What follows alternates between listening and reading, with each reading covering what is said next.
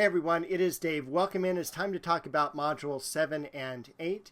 In Module 7, we're going to be moving away from the principles of design and formal elements we've been covering so far in the course. We're going to be dealing with modern art, and the father of modernism is Edward Manet. So we're going to have a lecture on him, and then that's followed by a chronological survey of all the modern art movements from Impressionism in the late 1800s all the way to abstract expressionism in the mid-1900s. So that's some really cool material there. There is a discussion board in Module 7. In Module 8, that's where we start to look at the different mediums that artists are going to use to create art. So we're going to go beginning with drawing and painting, since those are the most common and most famous, and then we'll move into some others in the next few weeks. Don't forget, there is a quiz in Module number 8. So let's head over to the Canvas site. I'll walk you through all you need to know for these weeks. All right, here we are on the Canvas site. Let's go ahead and go into Module 7 first. We've got our usual suspects up top. Don't forget my office hours every Wednesday from 3 to 7. Our first lecture is on Edward Manet. He is the father of modern art. It's a really cool lecture because he kind of bucks all the trends that we've learned about, like linear perspective and chiaroscuro. Brings us a totally new, different style of art. And of course, all the old timers absolutely hate it. The new younger artists totally jump on board with how cool this new idea is. So we're going to learn about Edward Manet and some controversial art. In the further exploration section, there are some readings. So this first one by Baudelaire, you might want to read a page or two, but that's really all that I ask that you do. After that, we have a couple bits of information about Olympia and Olympia's Maid, which is this image here. It's a great video. Please make sure to watch this as well, along with Manet's Luncheon on the Grass. And then this bottom one here on the Industrial Revolution, it's just about a 5-minute video. Definitely worth the watch there as well. Our second lecture for the week is on the modern art movements. So everything from Impressionism through Cubism and Fauvism, and it culminates in abstract expressionism right to the end of World War II. In the further exploration section, what's cool about modernism and why I like it so much is that we have much more documentation about these artists, including a film of actually Monet painting. Now, had this been in color, we would see that his beard was actually yellow from cigarette stains. He was a chain smoker, and he is smoking on this video as well. But it's cool to see him as a real person moving around. The founding and manifesto of futurism, also called the Futurist Manifesto, is one of the cornerstones of this week. I'm going to discuss this in the journal. And finally, Mark Rothko auction. You must watch that. There may be a quiz question about it. And finally, there's also, I put in here, just to show you how collectible modern art is. It's amazing how much these works sell for.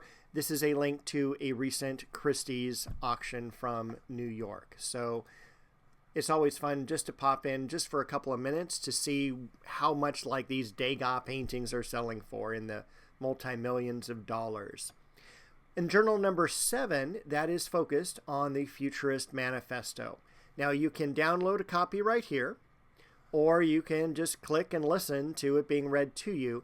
It's about 3.5, 4 pages in length, and I'm going to have you just reflect on it, what your thoughts are. So I have 5 questions down below here. You do not have to answer any of these, but this will help guide your writing a little bit possibly. But I am looking for your thoughts on the reflection of the Futurist Manifesto, because I think it's a really cool reading, but I also think it's a very, very scary reading. Now, the manifesto is the main point of our discussion here. So once you open the discussion board up, you have an image. This is a painting called Visual Synthesis of the Idea, War. And you want to take a look at this, stare at it for a while, a couple of minutes, because there is a lot going on here. It is done in the futurist style. Again, make sure you've also read the manifesto before you begin this project. And this is painted by Gino Severini. in 1914. I ask 4 questions that you answer. The first one is actually more of observations. What do you see in this image? Make sure to list all the objects or symbols. Then you want to answer the question, what does the title of the artwork mean? Second, why do you think that the artist left out human presence in this painting? And finally, post a response to another group member. 10 points for the observations, 5 points for question 1, 10 points for question 2, 5 points for the reply. The 9th is when the post is due, and the 16th is when the reply is due. And if you can number everything, that would be great. The numbering sequence is right here. You can just pop that drop-down window open, and you'll see you've got the numbers here. That usually really helps. And that should be everything for module number 7. So let's go ahead and go to module number 8. Up top, the same material, and then we have our lecture on drawing, our study guide, and then in the further exploration section, I really like Lori Lipton's art. This is a link to her website. There's also a movie about her life. It's about 40-45 minutes long, and it is optional. This image here deals with spolveros, and that is an old Renaissance technique of transferring an image to a wall, and usually you paint the wall. It's used in fresco painting. So make sure to watch that video because that kind of talks about how the image is transferred. And then we're going to deal with painting. I've got a lecture, a study guide, and the further exploration material here is a little bit more material on watercoloring. The final thing we have to do this week is a journal. Not the final thing, I shouldn't say that. Second to last thing is the journal. Is a really fun one that you can follow along with in this video.